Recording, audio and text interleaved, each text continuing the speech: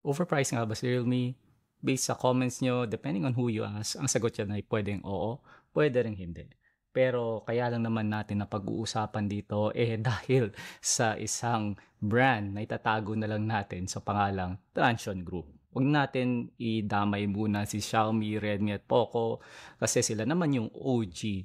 Pero pagdating kasi sa presyuhan, sila yung nagtatapatan ngayon. Gaya na lang nitong ilalabas ni Realme, which is the Realme C67. Ang presyuhan nito for the 128GB version ay nasa 9,999 pesos. Nagsisale ito sa presyong 7,699 pesos. Tapos yung 256GB version naman, ang retail price niya ay nasa 10,999 at nagsisale ito sa presyong 8,699 pesos. So, katapat nito yung Infinix Hot 40 Pro, pati na rin yung Tecno Spark 20 Pro. Sana madali lang sagutin kung Hot 40 Pro ba or Spark 20 Pro or Realme C67 yung the best na phone sa ganong price range. Pero hindi, kasi hindi siya ganun kasimple. Bakit ko naman nasabi yan? Pag-usapan natin. Pero bagong lahat, let me just remind you na hindi kami bayad. Kaya sana naman, supportan nyo kami by subscribing dahil nabubuhay lang naman kami dahil sa inyo. At kung wala kayo, wala din kami. Game!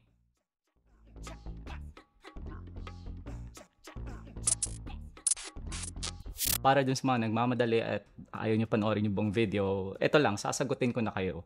Yung pinaka-strengths ng phone na to ay unang-una, yung display, build quality, camera, yung battery life, tapos yung software. O diba, nabanggit ko na halos lahat except for one, which is for some of you, it's the most important component or the most important feature of a phone, and that is the performance. It runs on the Snapdragon 685 chipset, which is the 4G mid-range chipset from Qualcomm. At ang katapat dito ay yung mga Helio G99. Pero hindi yun yung pinaka-problema dito. Ang pinaka-weak point ng phone na ito ay yung storage. It runs on the eMMC storage architecture, which is an older technology. Pagdating sa transfer rates, yung eMMC kasi, ang pinakamabilis na transfer speeds nito, read and write speeds, ay nasa 400 megabytes per second lang. Compare mo ito sa UFS na nasa gigabytes per second. Although yung mga cheaper na UFS storage, which we typically find in phones like these, nagre-range sa 600 to 700 Mbps yung transfer rate, it's still so much better than eMMC. Mapapansin mo ito pag naglalaro ka ng games, pag nag-edit ka ng mga videos, pag gumagawa ka ng heavy performance-related tasks. At papakita ko sa inyo, ito yung benchmark sa Passmark at kung makita nyo, yung read and write speeds niya, hindi man lang umabot ng 200 megabytes per second. Now, clearly, ito yung component na medyo tinipid ni Realme and it's a little baffling because pagdating sa bill of materials, hindi ito yung pinaka-expensive component ng isang phone. So, tignan natin. Yung display nito, it's a 6.72-inch IPS LCD display panel with 90Hz refresh rate and a maximum display brightness of 950 nits. Ang typical brightness nito ay nasa 800 nits. Doon pa lang, medyo angat na siya sa mga kalaban niya, doon sa same price range. Pero ang talagang hinagaganda ng phone na to is the quality, pati na rin yung color accuracy. At ito pa, yung display panel nito ay halos dikit na sa pinaka-top glass ng ating phone. Yung iba kasing mga display panel, meron pang gap. Majority of the people using their phones are not gonna notice or appreciate this factor. May kita nila, mas malaki yung screen nung isa, parehas lang naman silang IPS LCD, pero para dun sa mga medyo pihikan at para sa mga reviewers like us, syempre kailangan maipakita namin at ma-communicate namin sa inyo kung bakit mas maganda ang panel na ito. Now, I also mentioned the build quality. And if you're gonna look at the aesthetics, medyo kakaiba ang dating ng Realme C67. Hindi nito ginaya si iPhone. Bukod pa dito, meron din siyang IP54 rating. Although hindi mo siya pwedeng ipang-swim Pwede siya sa mga casual splashes, siguro mabasa ng konti, matapunan ng kape, or mawisikan ng tubig habang naglalaba, nagluluto, or naliligo. Okay lang yon. Dumako tayo ngayon sa software. Dito, medyo nakalamang talaga si Realme kasi out of the box, it runs on Android 14.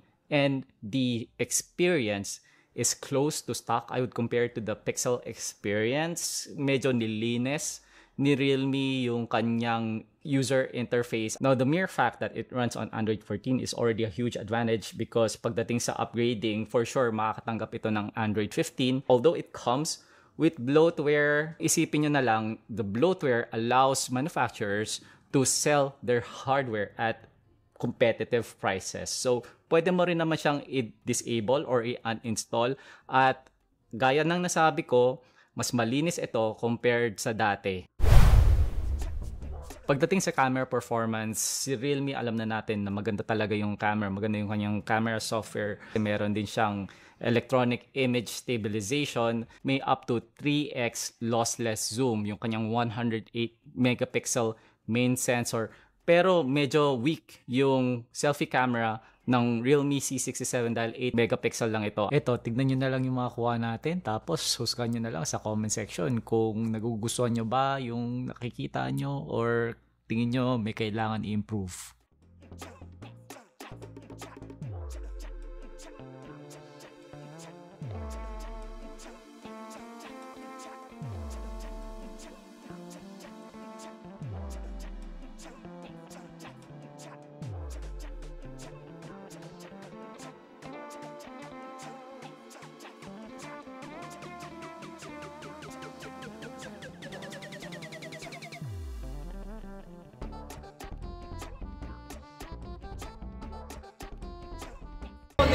Ayan, Demo ba? sabay Demo ba? kayo. Demo ba? Yes! Oh, cheers, Diretso, cheers. ah. Oh, cheers.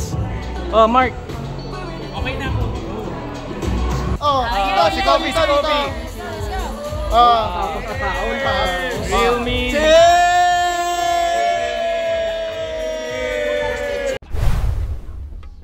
Pagdating sa gaming, malaki talaga yung disadvantage ni Realme C67 dahil lang sa kanyang eMMC format storage.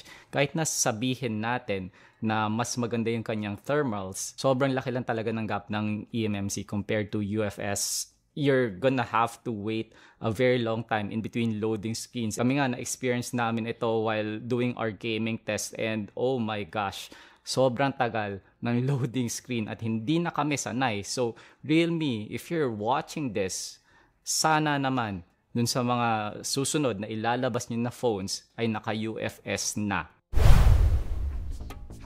Now, in fairness sa Realme C67, napakaganda ng battery life nito. Benchmark namin siya on Wi-Fi and we're able to reach 16 hours of screen on time. Now, I don't know kung anong magic ang ginawa ni Realme dito. Sabay meron din itong 33 watts na fast charging na meron din naman yung mga kalaban niya. Pero yun nga, sobrang laki ng gap pagdating sa battery life. So I'm gonna have to give the win to the Realme C67. Mapapaisip ka ngayon, di ba? Ano ba yung tumatakbo sa isip ni Realme? Why did they decide to go with eMMC and Snapdragon 685 as opposed to having UFS and Helio G99? Sapat na ba that it has better display, better battery life, better software para labanan yung kanyang competition? At tatanungin ko kayo ngayon, kung ikaw yung designer ng Realme C67 or a future Realme C-series phone, sabihin natin Realme C68, would you do the same? Is there something that you would sacrifice to get superior performance? Is it gonna be the build quality? Is it gonna be the display? Is it gonna be software? Usap tayo ngayon sa comment section. This has been Kuya Den for Tikuya. I'll see you guys in the next video. Paalam.